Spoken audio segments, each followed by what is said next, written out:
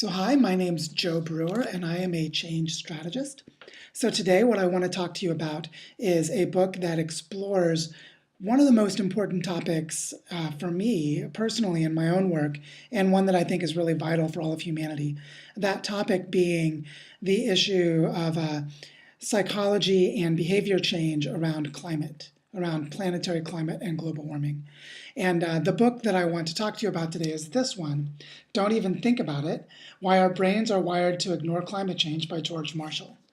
Now, George Marshall is a person who has been an activist and a policy researcher and a campaigner on climate change for quite a number of years.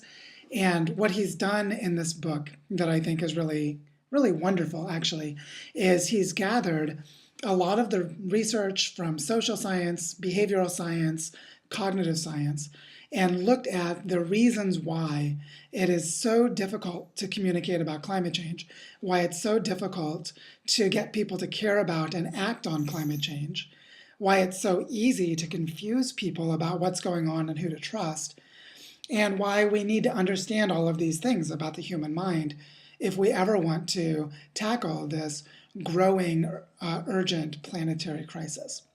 So the thing that I'll say first is that this book does an excellent job of looking at the different psychological mechanisms. So examples are the bystander effect, where people conform to the social pressure of the behaviors of those around them, different cognitive biases, like the confirmation bias that causes us to be more critical of information that goes against what we already know, and be less critical of information that is supportive of our assumptions.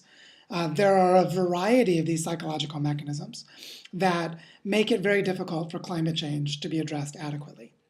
Now, the book is basically 95% going through and looking at all of those mechanisms and all of those insights, and George just does a great job of making all this understandable, accessible, relevant, and actionable.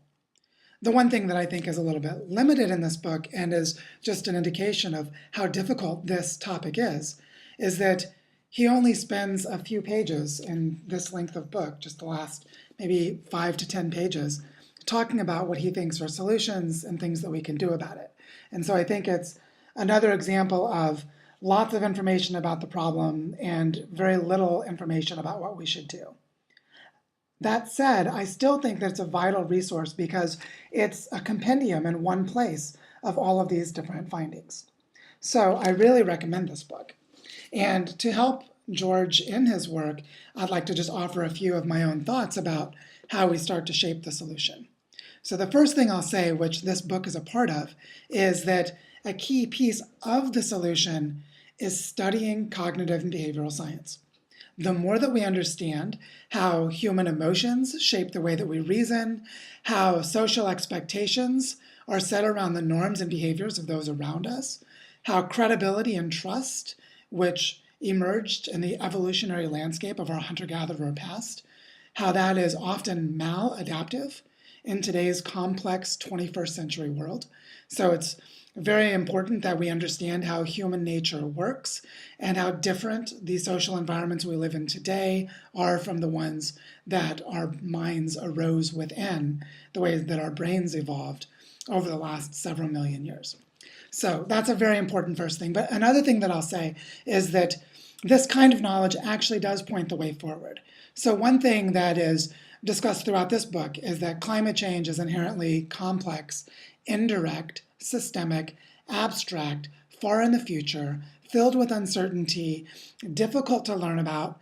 So all of these things tell us what the design criteria need to be for us to take effective action. We need to have stories that are concrete, that are human scale, that focus on what people are doing right now. They give hope and optimism and make concrete and vivid what kinds of solutions exist. There are plenty of narratives out there about this.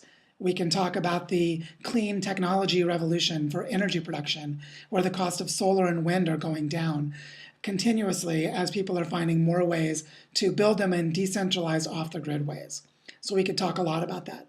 We could talk a lot about, in urban planning and architecture, how much is going into looking at nature for inspiration to build high-performance buildings that mimic the processes of natural ecosystems. We could talk a lot about alternative currency systems and time banking and tool sharing libraries and all of the ways that people reduce consumption while increasing community connectivity. There are plenty of examples of this out there, and every one of them is an example of how we can tell the stories better and what we can do to move all of humanity forward in addressing this global challenge. So what I recommend you do is go and get this book, first of all, Don't Even Think About It by George Marshall. Pick it up and read it and learn about the neuroscience, the psychology, the linguistics, the anthropology, etc., of how this challenge is made more difficult by the kinds of minds that we have. And then start to use that knowledge to tell better stories and to build stronger communities and promote more effective actions so that we make more progress more quickly. So there you go. I hope this is helpful for you. It certainly was helpful for me to read this book.